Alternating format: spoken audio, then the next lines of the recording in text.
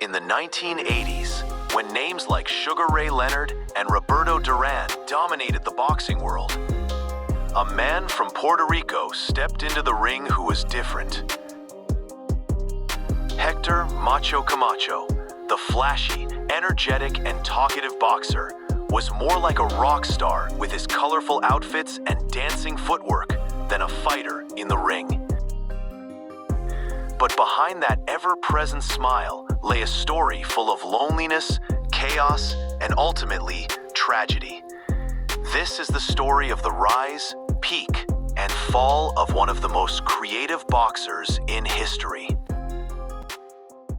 Hector Luis Camacho was born on May 24, 1962 in Bayamon, Puerto Rico. His family was poor, and when he was only 3 years old, his mother took him to New York City, to Harlem, a place where every street had its own set of rules. Camacho learned to fight from a very young age, not just in the ring, but on the streets. As a teenager, he was arrested multiple times for fighting and stealing. But someone changed his path. Papi Cortis, his first trainer, was the one who saw Hector's raw talent and told him, "Kid, you're faster than anyone I've ever seen. You just need to learn how to use it." Under his guidance, Camacho began training, and it wasn't long before he dazzled his opponents in amateur competitions in New York. In 1980, he won the Golden Gloves, and from there, adopted the nickname Macho. Camacho's fighting style was one of the most unique in boxing history. He didn't have a classic boxing style. He was more like a Latin dancer, moving gracefully in the ring, throwing punches while dancing. His core technique was based on hand and foot speed, angle changes, and lightning-fast counterpunches. His movements were fluid, his rhythm unpredictable, and he was always hard to read.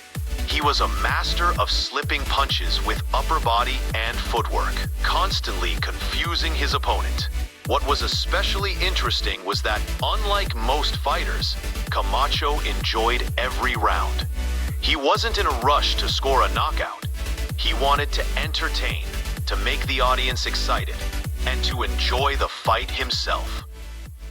One of his most important fights, Hector Camacho versus Edwin Rosario, 1986.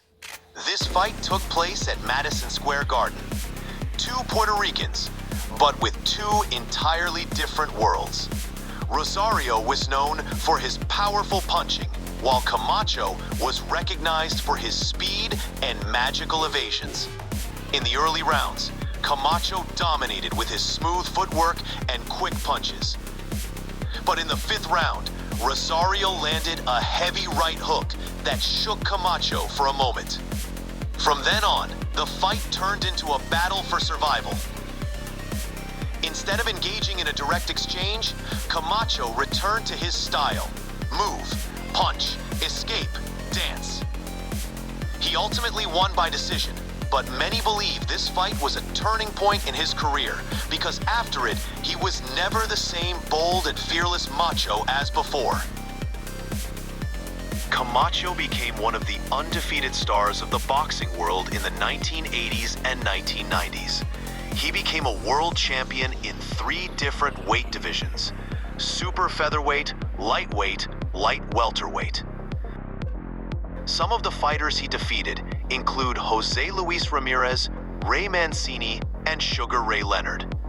In his 1997 fight with Leonard, he not only defeated the former champion, but practically ended Leonard's career for good.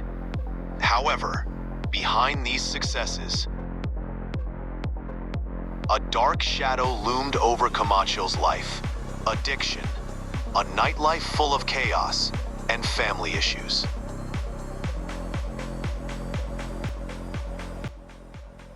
Despite his wealth and fame, Hector never managed to escape his past. In the 1990s, he was arrested multiple times on drug-related charges. His personal life was filled with turmoil. Failed marriages, street brawls, and distance from his children especially his son, Hector Camacho Jr., who later became a boxer himself. In the later years, Camacho tried to make a comeback to the ring, but he no longer had the speed or brilliance of his prime. Still, his smile and energy remained loved by the people. But in November 2012, in Puerto Rico, while sitting in his car, he was shot. A bullet struck his head, and a few days later, doctors declared him brain dead. The world lost one of the most unique figures in boxing, a man who, even in death, made a loud impact.